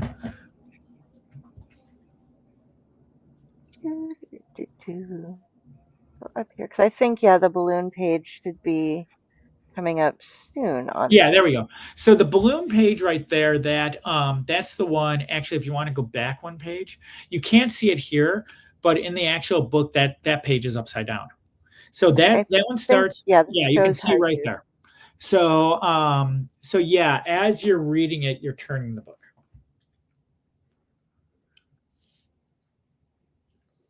Yeah, and that's pretty cool as you go around. Yeah, Oh, yeah. And then the third one is a point of view story. And so if you go to the next page, so the point of view story, it deals with the birthplace of organized crime in Chicago. And that was known as the Levee District. And the Levee was very close to where McCormick Place is right now. And that's where C2E2 is held every year. And the organized crime was built on houses of gambling and prostitution. And so the main character, which is whoever is reading it, ends up going into a brothel. And it is a very bad brothel. And he or she ends up seeing murders. And that's what that dead body is at the bottom of that page is. And then the fourth issue, which is the opposite page, is fully painted. And it comes with a link to a downloadable audio file, which is the same story told from a different perspective in the style of a 1940s radio show. And so right down there, you can see those are the performers actually reading the script. Frighteningly enough, they read the script that I wrote. I thought that I would send it to a bunch of writers and they would fix it because I didn't think it was all that great, but they liked it and they read it as is. Well, there you go. If you want to go to the next page. Oh, and then that's some of the artwork that was done for that fourth issue. And then the next page. Go to the one. Actually, stay right there. So the fifth issue is a couple of different comic strips. One comic strip is a comedy comic strip, kind of like Calvin and Hobbes. The next comic strip is like a Dick Tracy type of comic strip. And then and then they become one story. So they go to the Chicago World's Fair, the World's Columbian Exposition, which was done in 1893. It was really real famous, and it's famous across the world. And there's a book called The Devil in the White City, and that takes place at the World's Fair. When I go to different conventions, I used to show this page, which is a page of the fair. Someone in Seattle realized that I was from Chicago, and they outed me. And they're like, wait a minute, this book is about Chicago. And I wanted people to like it for what it is, regardless of where it took place. Spider-Man takes place in New York, and not everybody lives in New York. So generally, I don't show that page anymore because somebody clearly recognized what it was. Well, you've seen the Spider-Man in Nebraska comic, haven't you? Mm-hmm. He has to run the entire way because we Right, have nothing tall to swing from. Right. And then the next page, if you'd be so kind. Yes, sir. So the next one, that one is told in newspaper headlines. And so it's not that impressive, but I like the artwork here. And this is one of the things that I had recolored after taking the coloring class and the lettering class. So the actual book right now does not quite look like that. I'm going to end up recoloring and relettering the whole thing, but it's going to take a while. I love this angel. So that is based. So if you take a look on the right-hand corner, it's the cover for Visitations number 6. And that is based on a monument in Lakeview Cemetery in Cleveland, Ohio. And what it is, one of the things that's happened to some of these monuments is because it's out there and the weather comes and kind of destroys it. That thing was actually originally all black, and the weather destroyed it. So now it looks like it's crying. And actually the Eternal Silence thing in Graceland Cemetery, that used to be all black too. And only the face is black now. And the rest is like kind of a greenish color, whatever the material was underneath it. And so, yeah, that's based on a real monument. That's awesome. And then, right. Then number 7 is a flip book. On one side, it continues the story that started in number 6, and the cover there, the painted cover, that is actually based a little bit on Eternal Silence. But again, it looks like the Spectre from DC Comics. I didn't want to get sued, so I remember there was a TV show called The Night Stalker. And it was in the 1970s. John Suntress would actually know all about it. He talks about it all the time.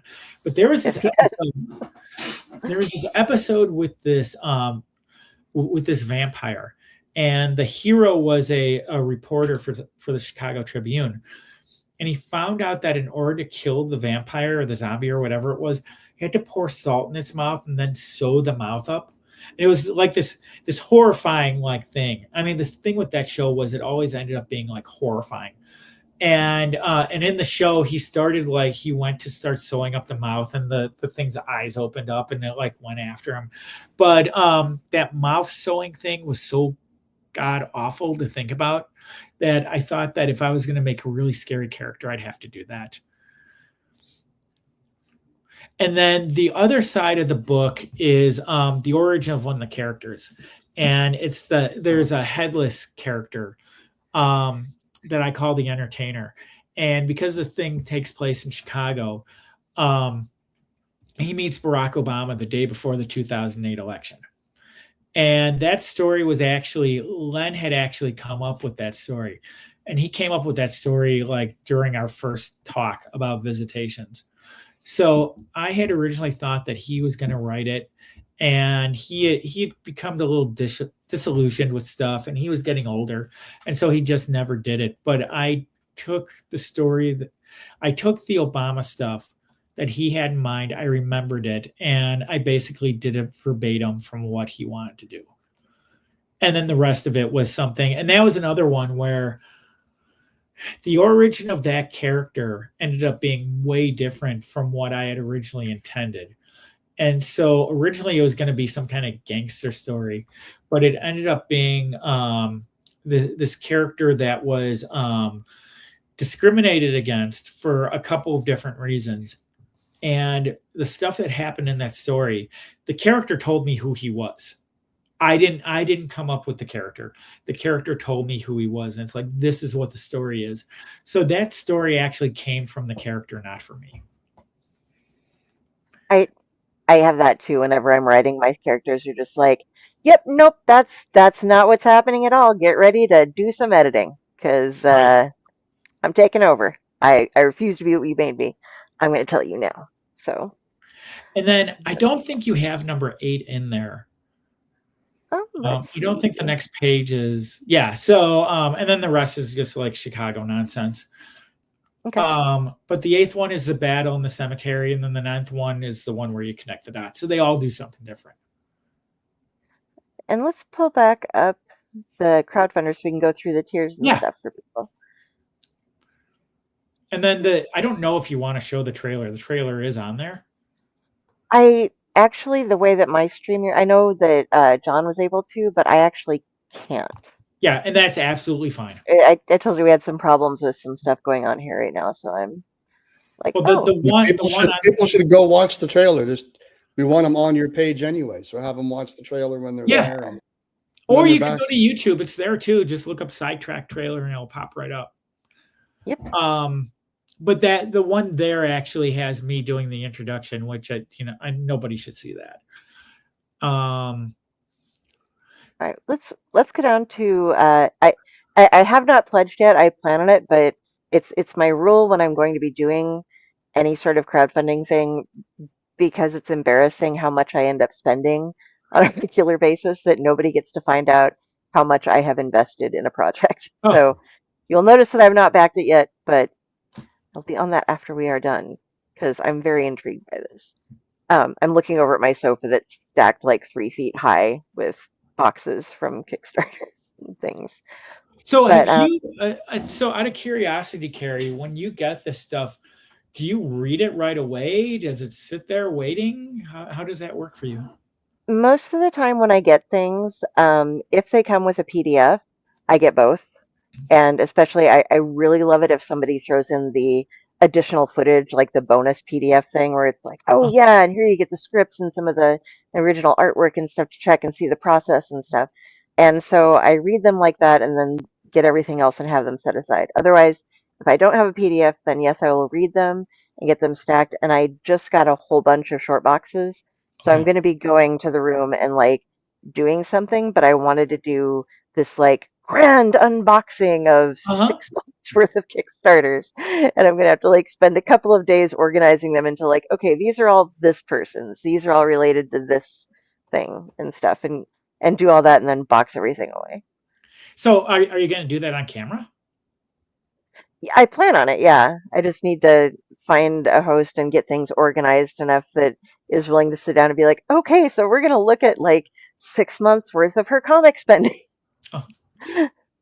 And so how about you, Aaron? Do you have like a gigantic pile of Kickstarter things that you've ordered? Well, when I get Kickstarters, I open them up when they come, and then I either read them, usually within that week, or I put them in a weekend pile. It's a lot of times, I know a lot of creators, so it's a lot of times, people I'm familiar with in some capacity.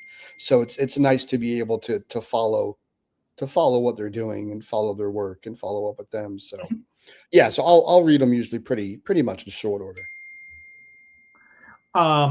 There's an artist that I know, Joe St. Paris, and he had done a bunch of Spider-Man stuff in the 1990s. And I met him in Boston a couple of years ago. I guess it was last year. Really, really, really nice guy. And he came over and he's like, oh, I really like your stuff. And so he gave me his book. And then I ended up, he's like, I generally don't trade with people at conventions. And some of the reason why is because creativity comes in all kinds of different ways. And sometimes one person's creativity is not the same as my creativity. And so, but I knew that with Joe, because he had done a lot of professional stuff, and I really liked his artwork, that I would enjoy that. And so I told him, you can grab any copies you want. And then I saw him in Philadelphia, and he's like, oh yeah, I still haven't like read your books. They're sitting there in a gigantic pile. And I said, well, I redid the first issue. And he's like, oh, I said, I'll give you a copy. And he goes, well, am I going to have to read it? And I'm like, well, yeah, that would be nice. And so he's like, well, okay, it's different than the other one. And I'm like, yeah. And he goes, oh, I can compare the two. He's like, yeah. So he saw me in Chicago, and he's like, oh, I saw both of them. It was really interesting how much work that you put in. So it was nice to see that. But he has a gigantic pile of stuff too. And I know that I have a big pile of things as well. When Len Strazewski died, I ended up cleaning out his comic book collection, and I have an entire long box of stuff that I kept, and it's all stuff that I wanted. But man, I'm reading the stuff from the early 80s where they were packing so much into every issue. It takes like an hour to read every single issue. And so it's just like, it's going along and going along and going along. And it's tough, but I'm making an effort to get all this stuff read. Is it Joe St. Pierre or is it Joe St. Pierre? Because I know that I've had him, I have some original art from him and his sketchbooks and stuff. He is great. I love that man. Wonderful. He's a really, really great guy. I like him so much. I thought it was Peri, but I'm not 100% sure. And I know that I wasn't saying it in front of, I wasn't saying his last name in front of him because I didn't want to mispronounce it. But I think I heard him say it to somebody, or someone said it to me in his presence. So that's how I started saying it in front of him. And we could be wrong. I've had him on the show. Well, not this one, but we've had him on splash pages like 3 or 4 times. He's a great guy, very kind at shows, and a lot of fun. Well, hey, one of the things with a lot of these people is, you don't know what you're going to think of them, and you don't know if someone's going to be nice or not. And there are plenty of creators that are not nice. But then there's plenty of them that are very, very nice. And he is definitely one guy who I like a lot. I think he's really, really, really great. All right. So I'm gonna wrap this back in over here. Sure. Because we're running a bit long on time. So let's go through the different tiers that you have that people can pledge for.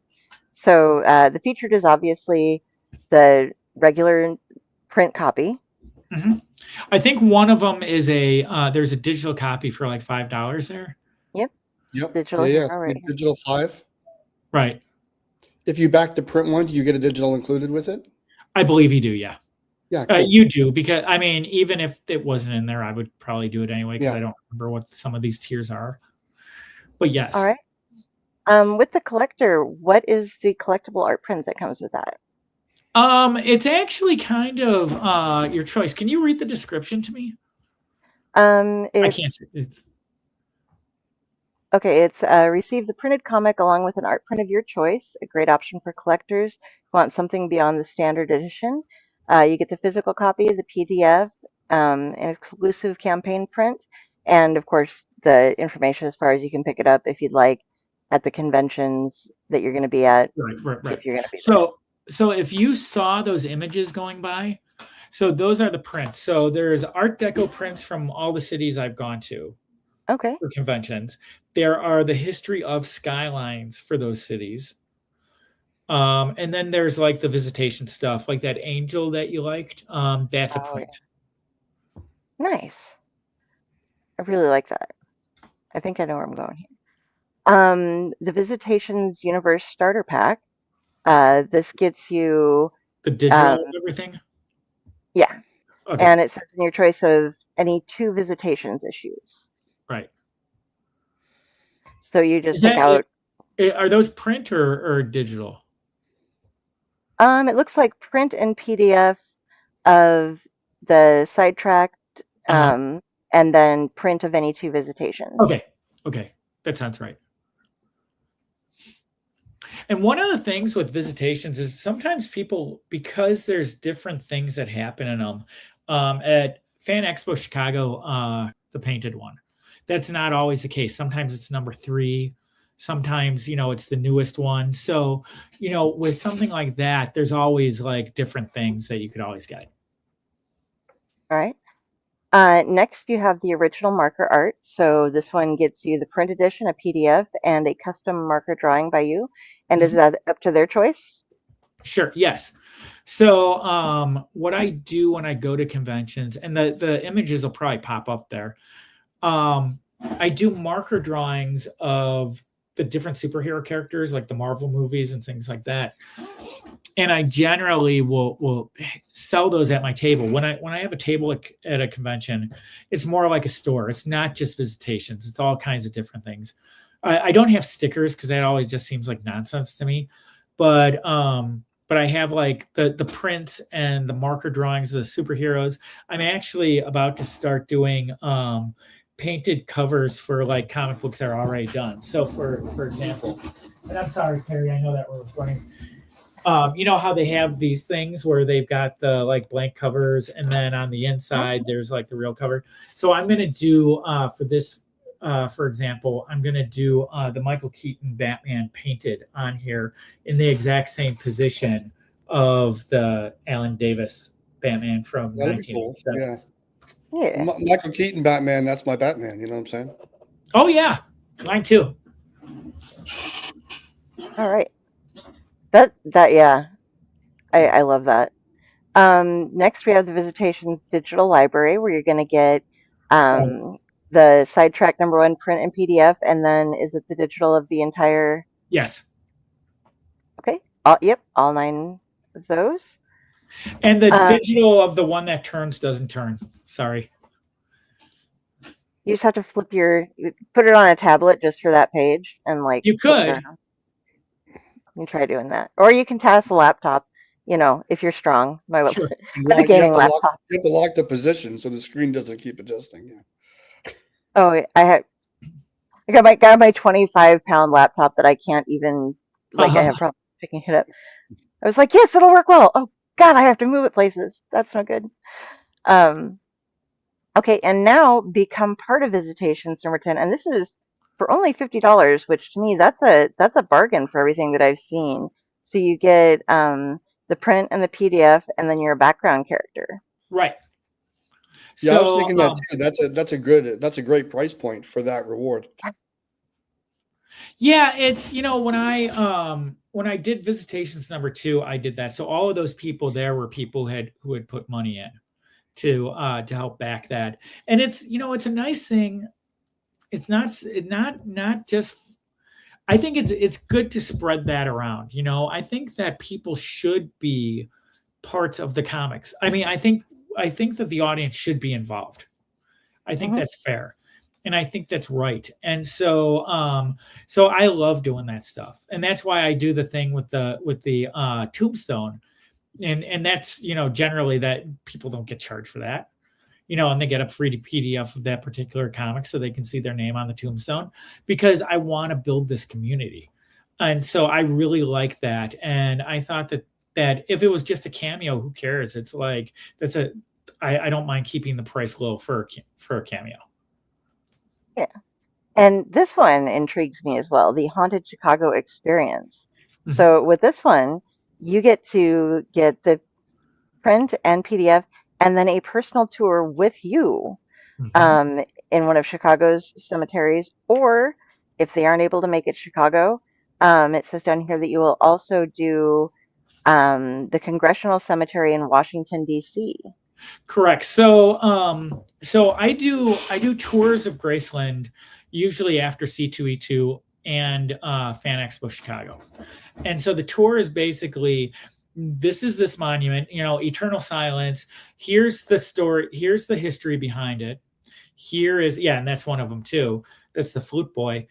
Here's the history behind it. Here's the haunted story behind it. He doesn't have a haunted story to my knowledge. And here's where this character figures into Visitations. So it's different from other tours that are out there, because there are haunted tours and there are history tours, but nobody has like the comic book stuff in there as well. Mm-hmm. And how many of those? How many of those are you offering? To my knowledge, I don't think anyone's actually bought that thing yet, but for anybody who wants it. So Oh, I great. believe it says it's been pledged 2 times, so you have 2 tours at least. well, one of the things that the way I feel about it is, usually when I do the tours, it's like it's this day at this time. With that, and the tickets are usually like $25 each or something like that. With this, it's $100, but it's it's not just for the comic book and everything else. My feeling is if you want to get a group of your friends, and let's say Aaron decided that he was going to have like 20 of his best friends join him, I'd take you all through it and not worry. It's like the number of people is unlimited as far as I'm concerned, and you guys would pick the time and place. I just make myself available. Yeah, that's a super fun reward. Love that.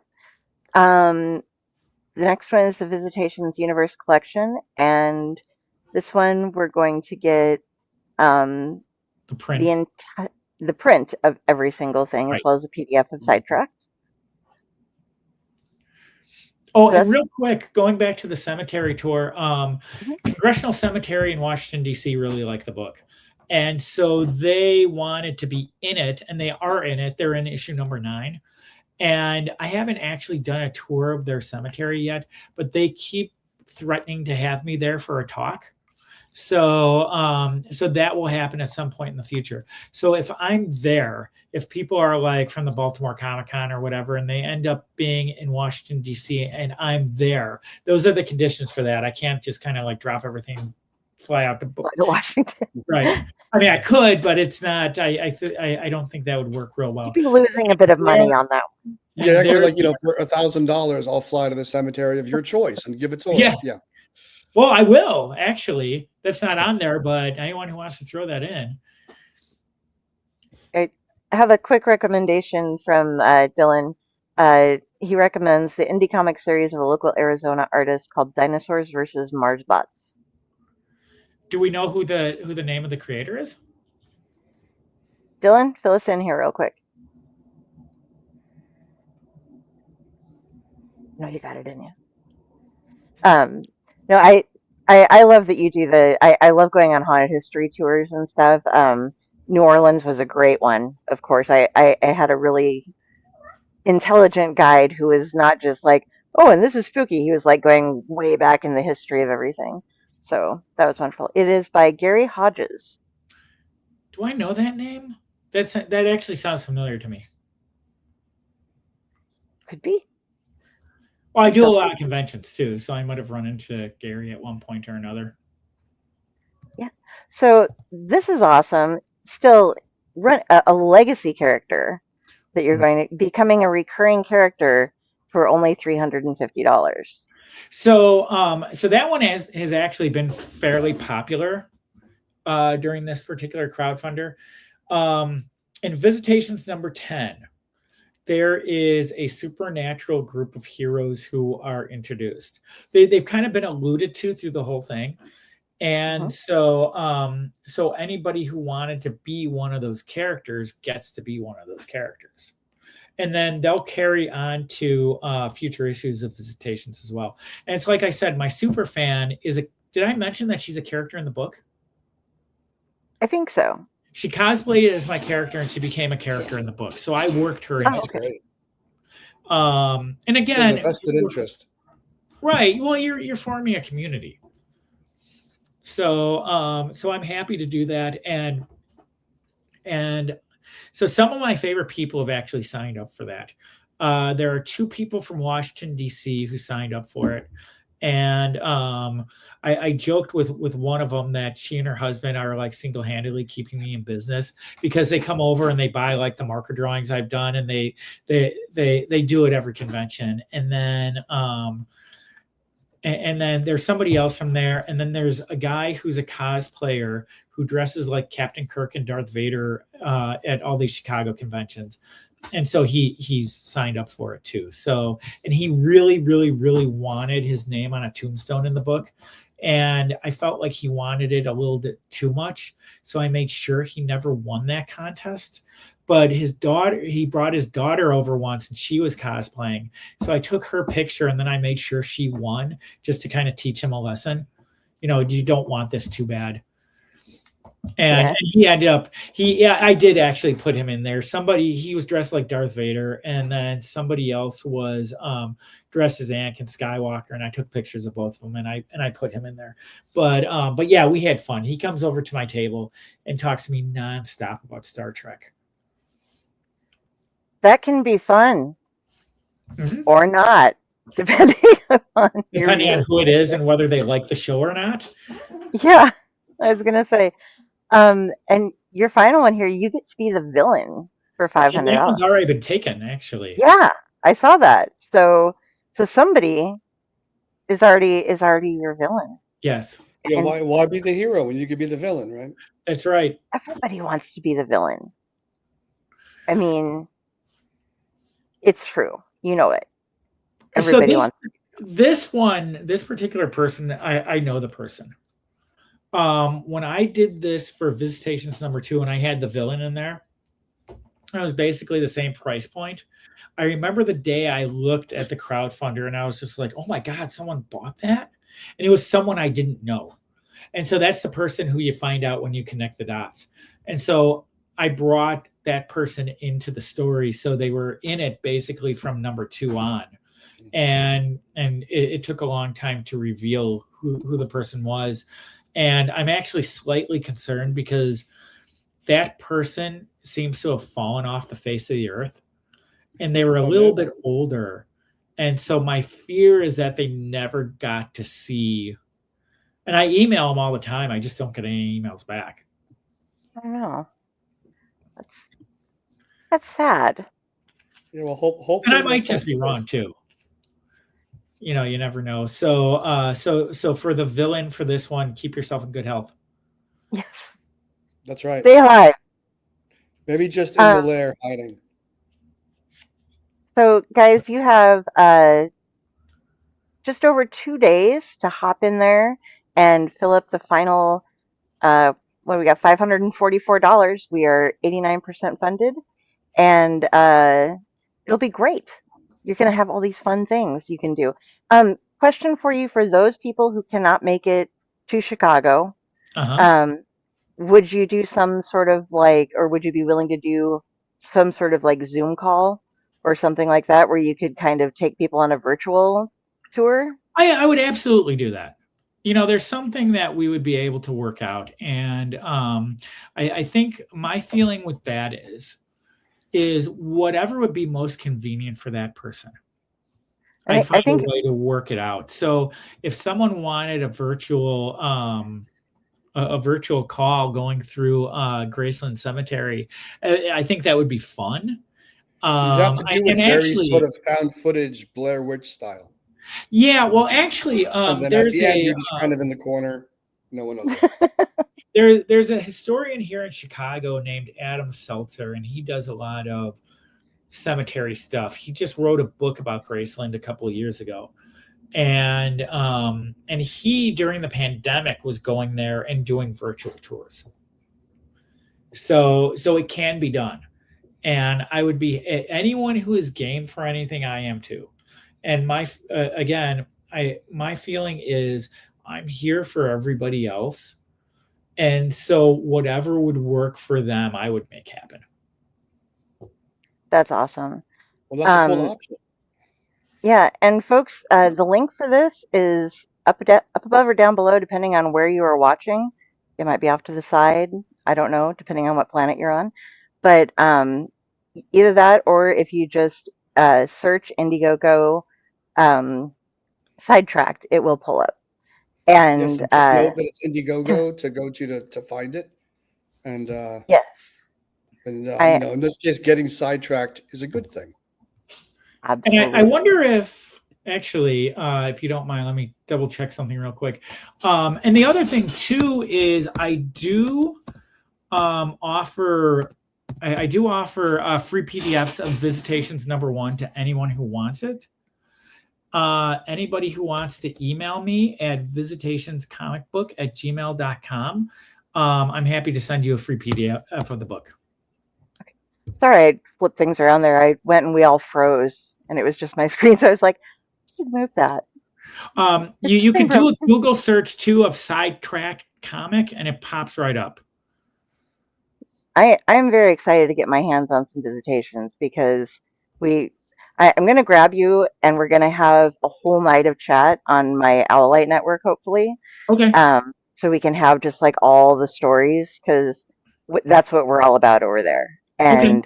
And I want to sit and talk horror and cemeteries and hauntings with you for like until the sun comes up the next day, if you're willing. Okay.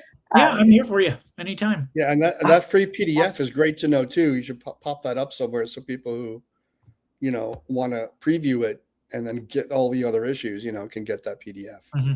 Yeah, go to his website or go to it's actually I have it over here. Oh, nope, different.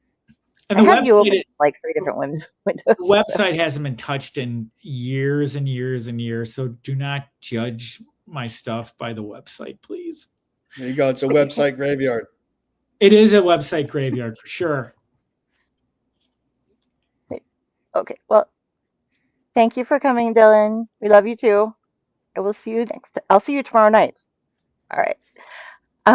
So what conventions do you have coming up after this? I've actually, everything is kind of done for right now. I might, and that's a gigantic might, be at Cincinnati Comic Expo at the end of next month. I don't know yet.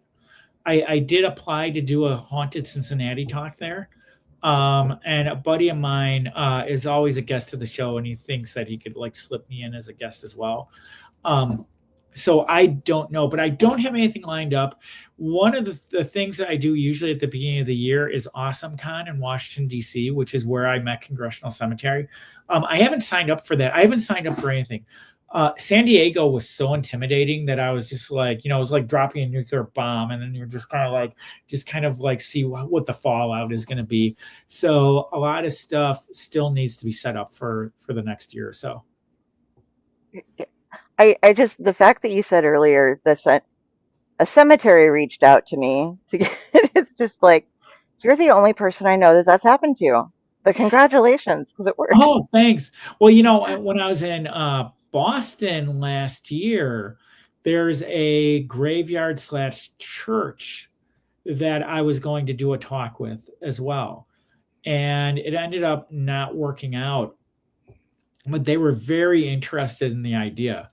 And so one of the things that's happening with all of these cemeteries, and I don't know if you know this or not, Kari, is because people are kind of turning away from death. In the 1800s, it was like a part of everyone's life. If someone died, they'd be in your living room, for a wake. And what's been happening with this generation, some of the baby boomers, is they kind of abolished funerals to a certain degree. There's a lot of cremations. There's a lot of celebrations of life. But, the traditional funeral stuff isn't happening. And so all of these cemeteries are starting to feel it. Graceland Cemetery and Congressional Cemetery, both, they're just like, how the hell do we get people back in here? So they've been like doing movies and like midnight runs and things like that in order for people to get interested in the spaces. And every once in a while, some of these spaces go to seed and then they're revitalized. And I know here, especially in like the 1970s to the 1990s, people weren't going to these places. But Graceland just opened up. They just put a new arch up. Actually, I guess it's 2 years ago now.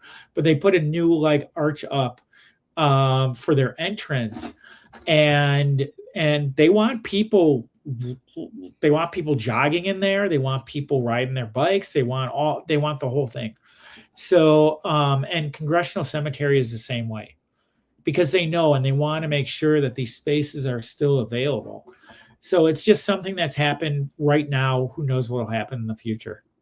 But yeah, so they do reach out because they want to make sure that they get some publicity as well. That's awesome. Yeah, very cool. Okay. Last thing, guys, if you want to find me at Kari Sanders on Facebook. If you see a judgmental crow staring at you, that is me. All my links to everything else, I am.